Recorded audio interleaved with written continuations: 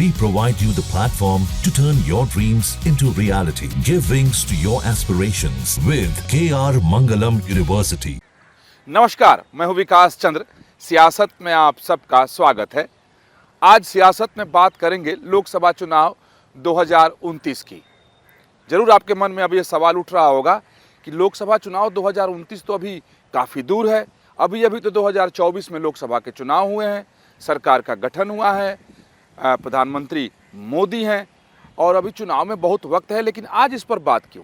लेकिन है क्योंकि लोकसभा चुनाव 2029 की तैयारी में आज से ही यानी अभी से ही आप कह सकते हैं कि केंद्र सरकार लग गई है और बीजेपी भी चुनावी तैयारी में जुट गई है।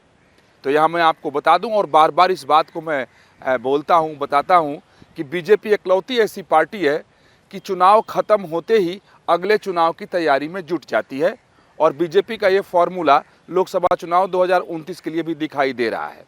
लेकिन अभी जो तैयारी चल रही है वो रणनीति को लेकर चल रही है, एजेंडे और मुद्दे को लेकर चल रही है, जिसके आधार पर लोकसभा चुनाव 2029 बीजेपी की तरफ से और बीजेपी की सहयोगियों की तरफ से लड़ा जाएगा।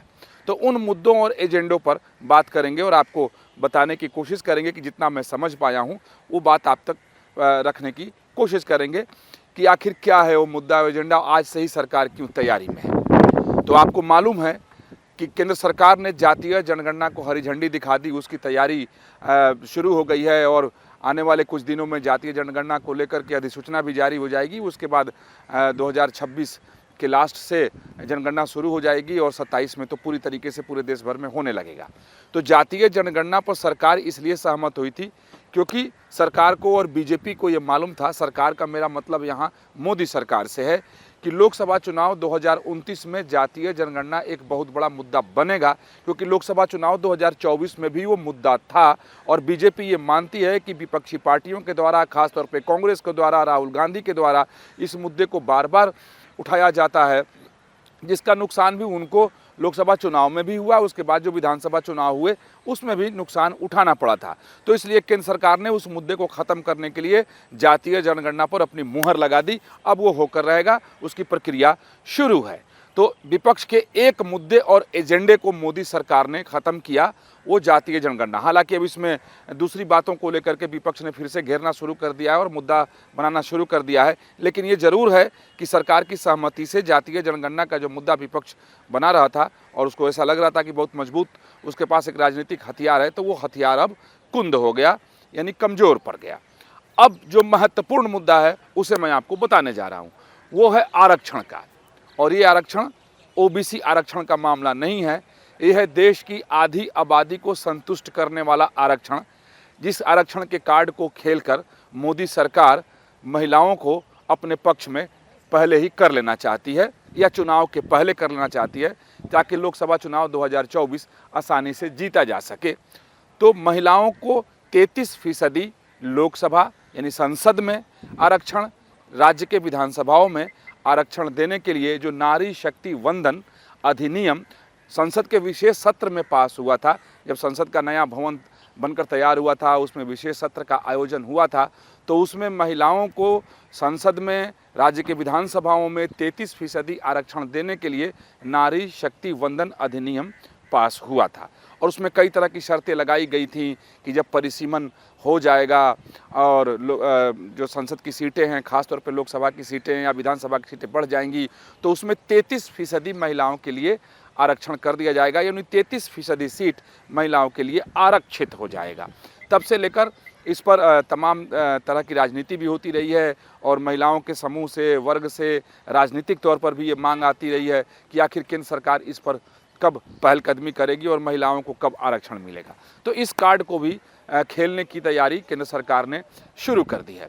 आपको बता दें कि जातीय जनगणना, जो मेरे पास जानकारी है कि जातीय जनगणना जैसे ही शुरू होगी उसके साथ साथ केंद्र सरकार परिसीमन की प्रक्रिया भी शुरू कर देगी, क्योंकि जब तक परिसीमन नहीं होगा तब तक इसे लागू करना, इसे अमली जामा पहनाना कठिन होगा, क्योंकि परिसीमन के बाद ही सीटें बढ़ेंगी, लोकसभा की सीटें बढ़ेंगी, राज्य के विधानसभाओं की सीटें बढ़ जाएंगी और उसके बाद ही इस आरक्षण को लागू करने की शर्त पहले ही लगाई गई थी अधिनियम में।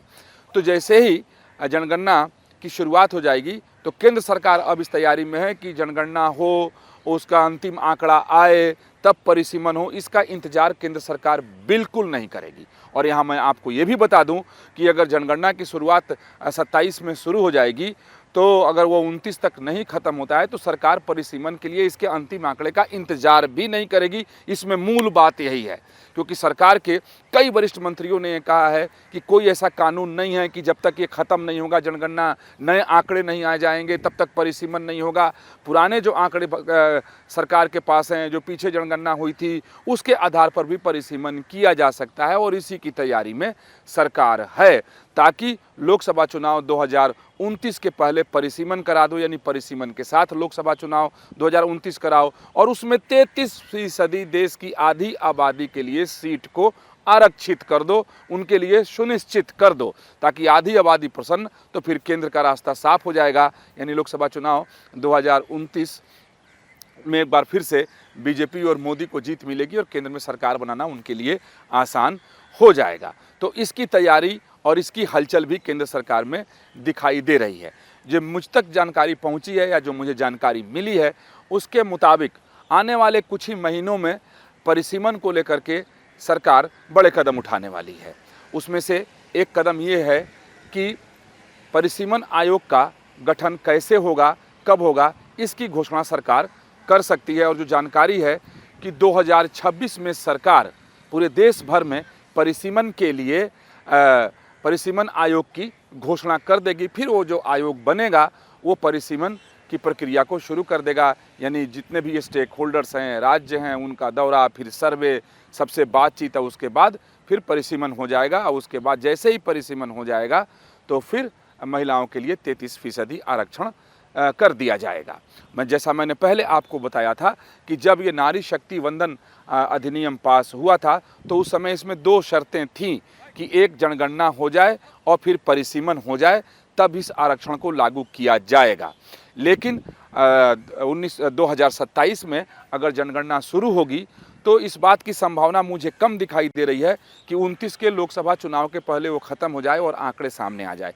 हालांकि सूत्र का ये भी कहना है कि इसके लिए अंतिम आंकड़े की आवश्यकता सरकार को नहीं पड़ेगी। जो मोटे मोटे आंकड़े अगर आ जाएंगे तो उसके आधार पर भी परिसीमन हो जाएगा। उसके साथ ही केंद्र सरकार के एक बहुत ही वरिष्ठ मंत्री ने ये बताया कि इसके लिए ज़रूरी नहीं है कि जनगणना हो, और जो देश की अभी आबादी है, जो आंकड़े सरकार के सामने हैं, उस हिसाब से भी सरकार परिसीमन कर सकती है।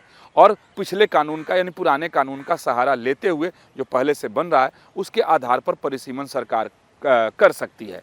तो अब यही समझने वाली बात है कि अब ये जो जातीय जनगणना शुरू होने वाला है वो 29 के पहले पूर्ण हो या न हो, उसके आंकड़े सामने आए या न आए, सरकार इस बात की तैयारी में है कि परिसीमन देश भर में करा लो, सीटों की संख्या बढ़ा दो और महिलाओं के लिए 33% सीट आरक्षित कर दो और इसी के जरिए 2029 के लोकसभा चुनाव में विपक्ष को पटखनी दे दो। यानी अब महिला आरक्षण के जरिए केंद्र सरकार अभी से ही 2029 के चुनावी दंगल में विपक्ष को मात देने की तैयारी में जुट गई है। और इसमें पूरी बीजेपी लगी हुई है, क्योंकि बीजेपी का संगठन बहुत बड़ा है, अलग अलग काम करने के लिए बीजेपी में अलग अलग तंत्र हैं। तो परिसीमन पर भी बीजेपी का जो तंत्र है वो अपने पार्टी के लेवल पे काम कर रहा है। सरकार को जो काम करने हैं सरकार वो काम कर रही है। सरकार तमाम तरह की इस पे जो जानकारी है कि आंकड़े जुटा रही है कि कैसे इस परिसीमन को अमली जामा पहनाया जाए और कैसे नारी शक्ति वंदन अधिनियम को धरातल पर उतार कर नारी शक्ति को, देश की आबादी, आधी आबादी को संतुष्ट कर दिया जाए।